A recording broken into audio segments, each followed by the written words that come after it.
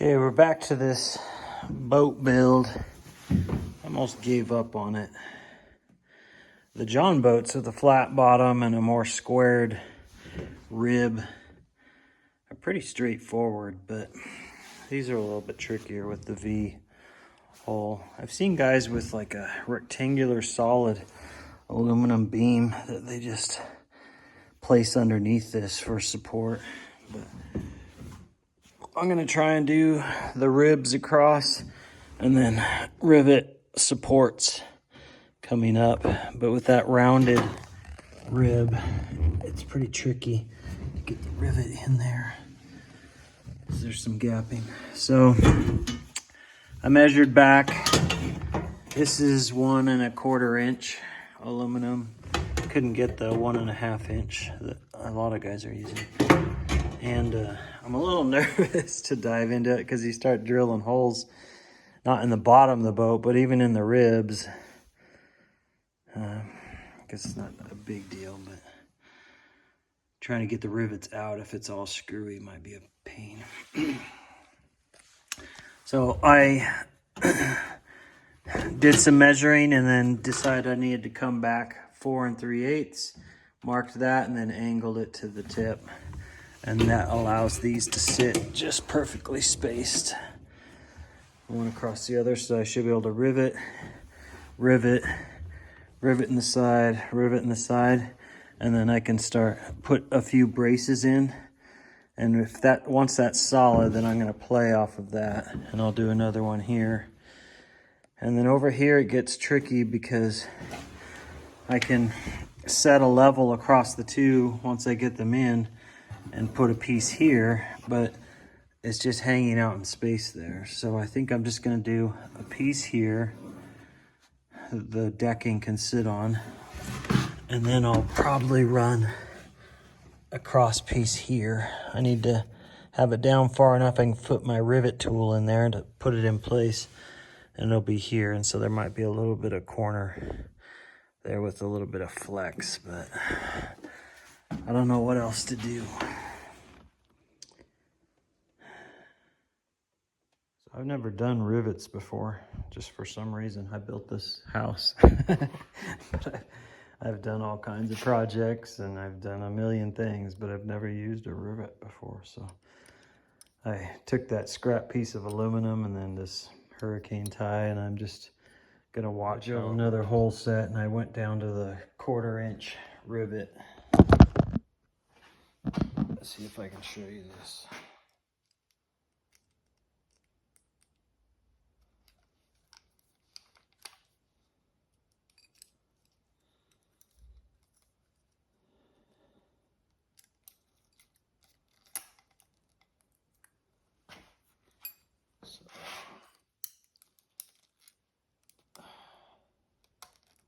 So I've got it through there.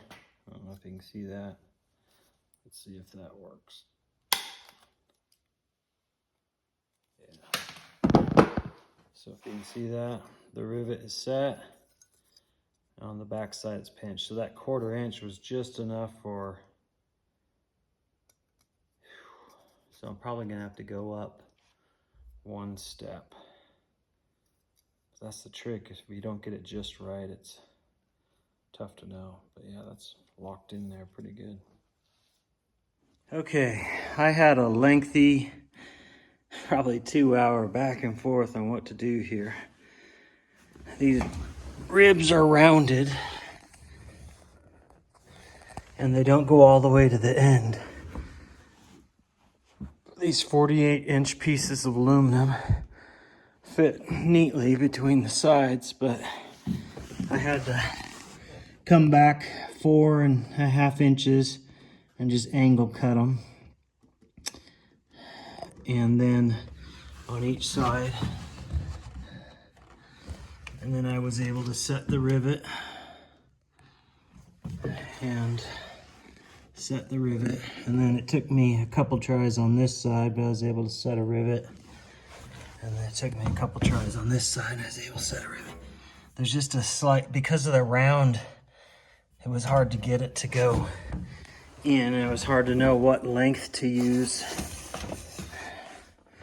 I settled on 3/8 inch for the sides because there's a little bit of a gap. You know, the metal's not just pulled perfectly tight against each other because of the round nature.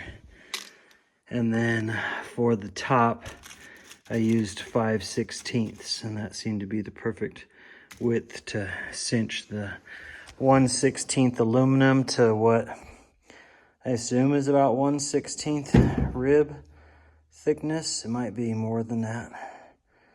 Probably is, just slightly, but maybe not. They're probably the same. Okay, we've got all three in place. These brackets, those were pretty slick. I just have to drill much closer to the bottom. And then, like I said, up top, when I've got 1/16 and 1/16, these 5/16 are working great.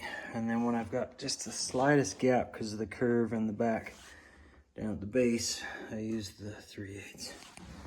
And it's pretty dang solid. So, okay, we got the second one in. I think those are gonna be really solid. Now I can play off those to set that one and to set across there. I'll probably just wrap around. I don't think I'll clear that space because there's nothing to anchor down to. We'll see. All right, just use the level to get a line and then set a rivet on one end and checked it. It was good. Set the level again, set a rivet on the other end, and then see if I can see them. I put, I think 4 rivets across there. 4 or 5. Maybe.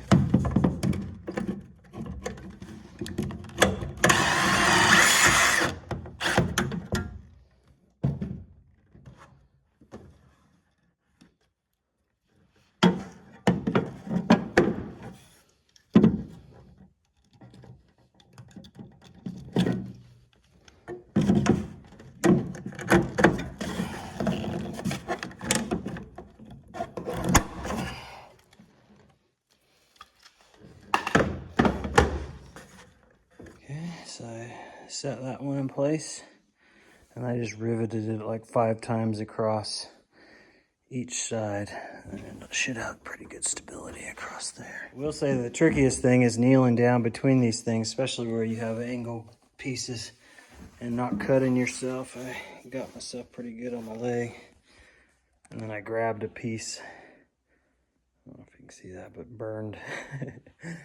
I was trimming it with my angle grinder, and then I grabbed a little piece to pull off, and it was white hot.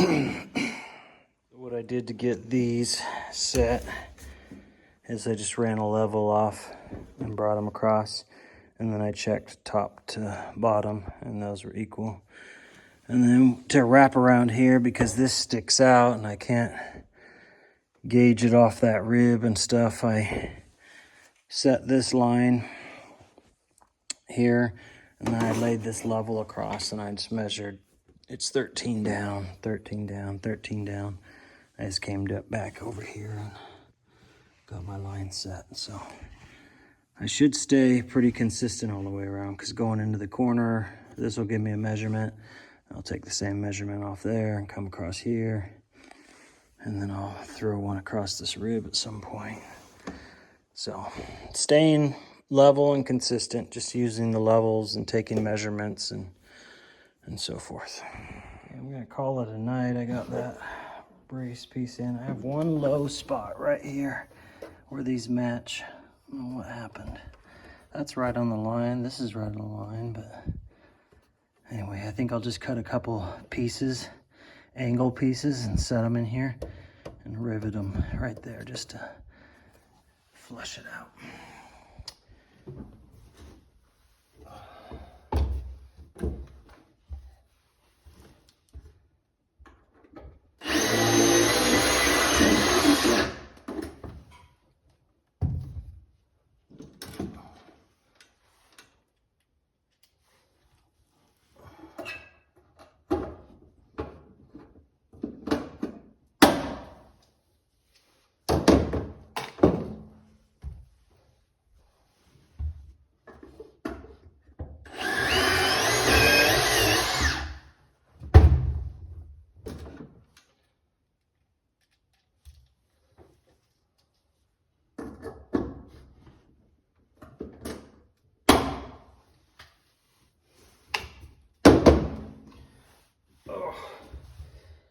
check out.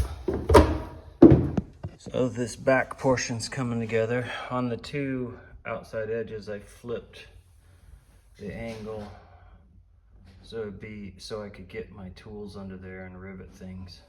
It's already difficult enough trying to contort yourself in there.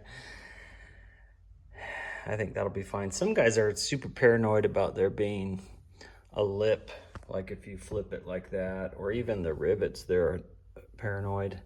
But once you fold the carpet underneath the wood, you're creating an uneven surface on the bottom, and so you're not going to have like all points of contact with the wood. It's just a lot of points of contact, so I'm not worried about it. And then I riveted this cross piece there and on the other side and came across, and then I put those braces down in there just like I did over here. The way I'm cutting all this is with this finer tooth blade that just happened to be on there. If you go slow, it's fine. If you jump into it, sometimes it'll catch it and twist it, rip it out of your hand. So you gotta be super careful. I saw a guy put his shop vac on the back of his, and I was like, oh, it won't be that messy. And now I'm seeing little micro pieces of aluminum everywhere, and I wish I'd done the shop vac now that I'm almost done. And then to cut just little slices off, and I should probably be doing all the cutting with this because it's much more controlled and safer, but just with the grinding wheel on there. All right, I think I've got this section of the boat all done. I'm gonna show you some nuances. So I ran those ribs to start. This is the last piece I put in, and I just wanted to kind of tie it all together. So I had to cut it so it's still got a little wiggle there, but my anchor points for the board will be in these critical junctions. So, but just tacking it, riveting here, riveting there, riveting here, just feels like it's so much more solid, and these aren't gonna go anywhere. I've got braces at all those points. Because I'll be standing here probably most often because I sit here, I came back in and put these in with these down pieces there. So that's all locked in. Back here, I flipped over because I didn't know if I could get back under there, and I'm just gonna spray paint to match what sticks up above the carpet. I threw an angle piece or one above the rib there, and then put all these brace pieces in so this whole platform's solid.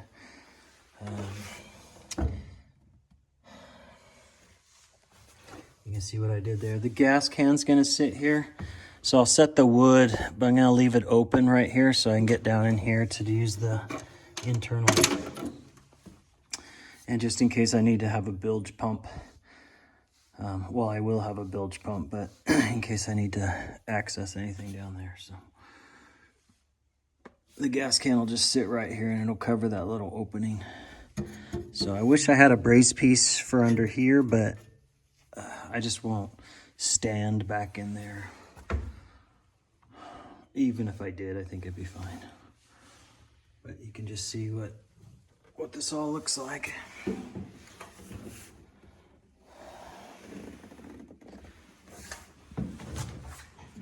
Biggest trick was not cutting myself, kneeling down and trying to get down in there. I had to angle this slightly because I wanted to rivet to both of these, and this one was slightly over, so no big deal. So I think I'm gonna do one piece of wood here with a little extension there, I think, and then do that a separate piece of wood. So I'll carpet it and then it'll have a seam there.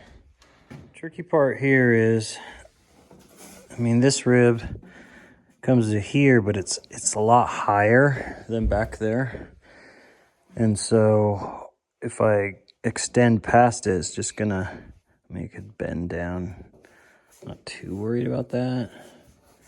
And then this rib, both sides, it's like 2.5 inches, 3 inches away from the edge. So if I end here, and then I've got to figure out what to do there because that rib's back under there. I don't know if I have to do something for these corners as well. I thought about just screwing a rubber pad underneath the board so that it sits here. So it'll have a little bit of flex. I thought about running an angle piece here to at least brace that. Then I thought, well, I'll get this into place somehow, and then I'll run a piece across from here to there so it has some kind of stability. But I'm just not sure. These two spots here are the trickiest, as well as that corner. What to do. Okay, I am done. I vacuumed everything out. Just do a quick video. I've already filmed so much, I don't want to linger too long. I did finish up the front as best I could get it. It's really solid. These corners here, the rib is so close, I think I can run the wood and with like a rubber pad mounted to the bottom, just let it set there. It's not the best solution, but I don't know what to do. And this side, the same thing. I think the wood will sit with the rubber pad right on the edge. So, when I put the floor on, I am gonna add a wooden strip, probably wrapped in carpet, here, and here, so that nothing falls down in there. Everywhere else I'm fine. Up here, luckily, I'm not gonna deck this, I don't think, at least not now. They've framed, I don't know if you can see it, but there's an aluminum wall in there with a little, like, small opening for water to flow through. There's small openings all throughout for water to flow through. So, if needed. So, I don't know. I don't like these corners right now, but I don't know what else to do, and I think I'm ready just to get the wood in place and then figure something out when I go to set it. And like I said, I think I'll probably just install some rubber pads under there that it will sit on the boat. I have one suggestion. Put a shop vac on the back of your saw, and if you can, do all your cutting outside and your grinding. It feels like there are 10 million little flecks of aluminum everywhere, and I just spent over an hour shop vacuuming, and I'm sure there's more. But it's like trying to clean up glitter. It's almost impossible, only it's more substantial and it'll stick in your finger and track into the house. It's a nightmare. So for sure do that. I can see I vacuumed all the way up to here, but I can see I should have kept on going. I see little flecks up that way. So there's another little fleck, even though I just vacuumed it. It just feels like it settles out of the air. I mean, I literally just vacuumed this. There's little flecks of aluminum. So, and then that would be my main suggestion. Cut outside or hook your shop vac up. I just bought what I needed. I bought the aluminum at Home Depot. I think 48 inches of 1 1/4. I think those were like 13 a piece. With all these weird embargoes and whatever on aluminum and the constant political war, I think the price is just kind of roller coaster. So I think I bought 17 total 48-inch lengths, and I used all but one. And then I bought an 8-foot length of 1.5 inches, which I might have just should have gone with that in 8-foot lengths. It was just slightly cheaper, so that's why I didn't. And that's what I used for this center run on each side. And then riveted it into the little down brackets, riveted into the cross members, and riveted in there. I mean, it feels solid. If I shake it, these don't move and the boat moves. So, and with the plywood, I believe this is 3/4 inch. It's in millimeters. Can't remember what millimeter, maybe 2233 or something like that. And I did get the plywood. And then I'll show you that later, but I'm gonna do the fiberglass resin, which is what everybody suggests on that plywood after I cut it to size. That'll be the next video. And I bought just these at Home Depot, aluminum rivets. I ended up almost predominantly using the 3/8. From time to time, if I need it to be a little bit shorter, I went with the 5/16. But by the end, I was, for every kind of rivet hole, I was using the 3/8. So if I was gonna do something, I would just get all 3/8 and just a small pack of 5/16 in case you need a shorter little stub there, or maybe even a few quarters if you got a little tight spot or something. But I bought this at Home or Harbor Freight, like 20 bucks. I think these were 7 or 8. And then have a little trash tray for all your pins.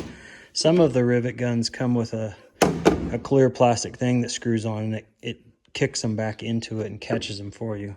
But for sure, pick all those up as you go. Especially be careful if they can roll under stuff. I was super vigilant about that because I didn't want to hear rivets rattling around in the boat. I don't think I'd hear them, but anyway. So that's it. That's my aluminum flooring. Like I said, these corners, I thought about running a piece just across all the way, but this might be maybe going and buying some thicker. This is 1/16, maybe 1/8 inch that doesn't have as much bend, and running it across there. But if I do that, I'll add it to my next wood decking video. The carpet's supposed to arrive today, so hopefully I'll get all that done. Anyway, kind of a long video, and if you've riveted before, you might have, maybe I was making mistakes and stuff, but it seemed to go pretty smooth. It took me like one long full day, but it was spread out over 2, so maybe like 12 hours, 14 hours, just because I had to think things through and take my time.